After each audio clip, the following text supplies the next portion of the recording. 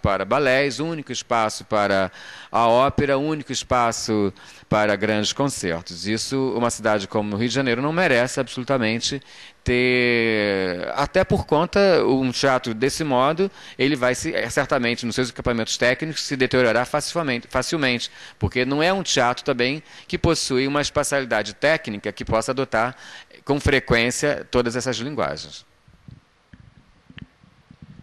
Niusha Drago. Eu apontei uma opinião pessoal sobre uma política pública, ou ausência de política pública, ou uma política pública nociva. Mas a minha investigação se trata de conceito, não de política, né? Baseado em conceito, não em política. Mas eu acredito sim, eu acho que inclusive um ponto mais aprofundado da minha investigação é justamente quando o edifício começa a ganhar várias atividades e então essas atividades são atividades ladras da função específica, que é abrigar dentro daquele espaço ideias. E o entretenimento que ficou associado ao consumo dentro de um shopping center, você tem que ter um espaço âncora, ou de loja ou de entretenimento, como é um cinema, salas de cinema ou de projeções, ou uma sala de teatro, aquilo então se forçou a um único destino, impondo inclusive ao proprietário de teatro que ele só queira programar peças ali de cunho artificial, digamos assim, entende? Isso eu acho que é o lamentável. Enfim, mas eu concordo plenamente com o que você aponta, é exatamente isso. Quando se tem uma multiplicidade de funções num único espaço, num único edifício, e ele é dividido por células, enfraquece, então, a ideia ou a capacidade de identificação daquele espaço como um abrigo de ideias, como um teatro, ou até como se tivesse uma outra função. Enfim, você identifica hoje escolas, até tradicionais, dentro de shopping centers, e você nem mais sabe que aquilo é uma escola.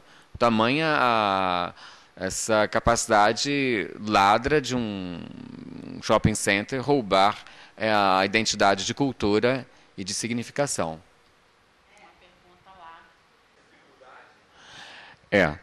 A primeira pergunta que quando eu recebo um convite de um produtor ou de um diretor, vamos trabalhar? Vamos.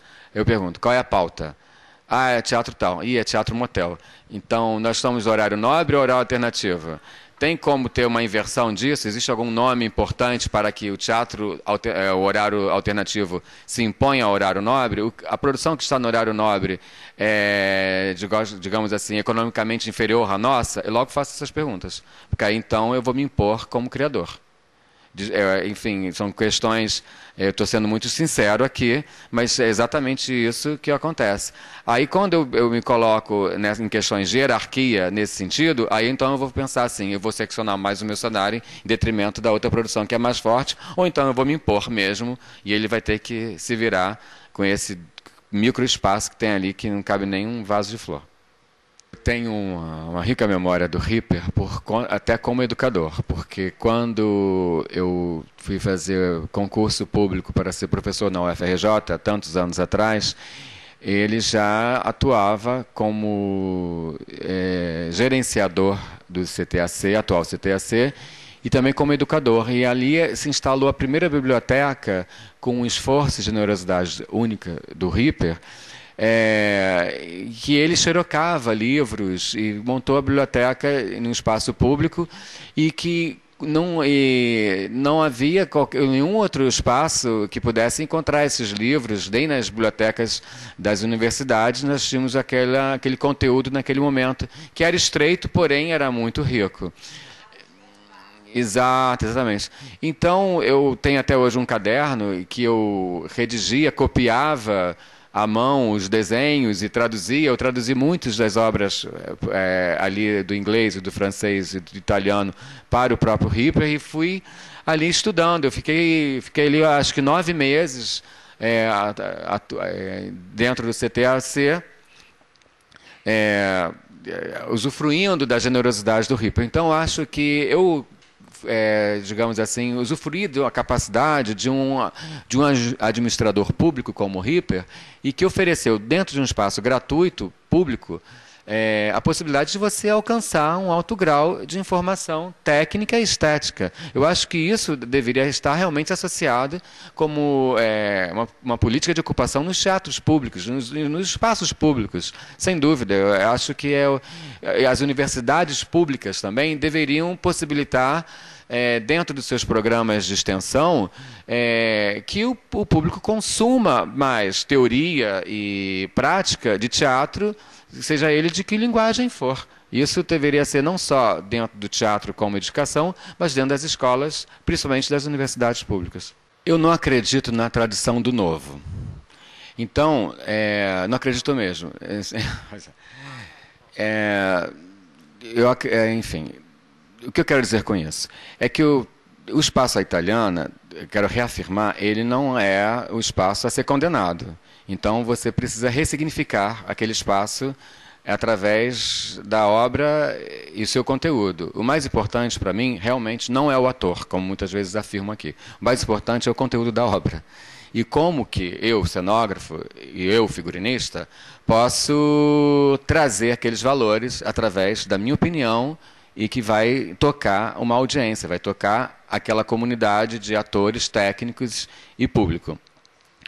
Eu acho que a problematização do espaço deve se dar esteticamente, porque espacialmente ela já existe, com todos os seus problemas de administração, de pensar uma veia comercial para aquilo, ou uma veia estética, não se importar com se vai ter público ou não, enfim. Mas o princípio de tudo é o porquê encenamos aquela peça. E aí, sim, isso vai gerenciar a sua posição como cenógrafo, como artista, como intelectual, como pensador, como crítico. Na questão desse pensamento, dessa pesquisa individual ser, digamos assim, doada para uma outra geração ou para uma outra fatia de público, eu acho que precisa cada vez mais você trabalhar, digamos assim, até com antagonistas, com quem possa antagonizar com você, que quem for conviver com você profissionalmente vai usufruir principalmente do conflito. Eu sou um homem que não tenho medo do conflito, não tenho medo de conflituar. Eu acho que isso me eleva e me torna mais leve. Então, por isso eu sou um homem destemido principalmente intelectualmente. Então, eu beneficio quem for conviver comigo, mesmo que eu escolha algum aluno que possa ter uma divergência comigo, então vamos ter uma vida rica de divergentes. Eu acho que precisa o cenógrafo, então, ter essa característica generosa e não só ter pares ao seu lado, porque senão vai ter uma vida muito insípida, muito pouco vibrante. Congresso Arquitetura e Dramaturgia, ao qual a Lídia se referiu hoje de manhã. Eu acho que podemos encerrar os debates por aqui, não é? pelo horário. E eu acho que foi brilhante a intervenção do Ronald, eu acho que ajudou muito aos cenógrafos, aos alunos, aos arquitetos.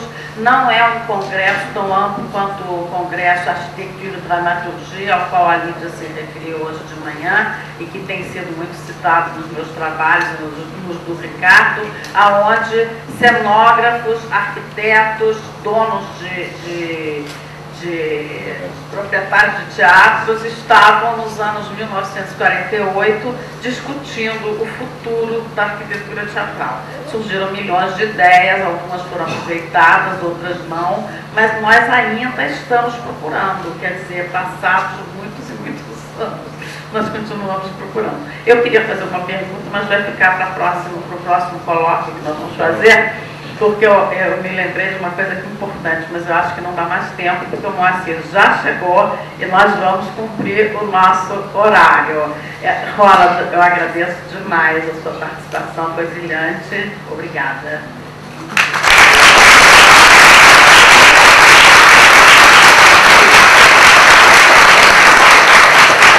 Agradeço a audiência, eu peço desculpas, às vezes eu me tomo por digamos assim, por um arrobo, mas eu não sei se é de outro modo, não. Obrigado, boa noite a todos.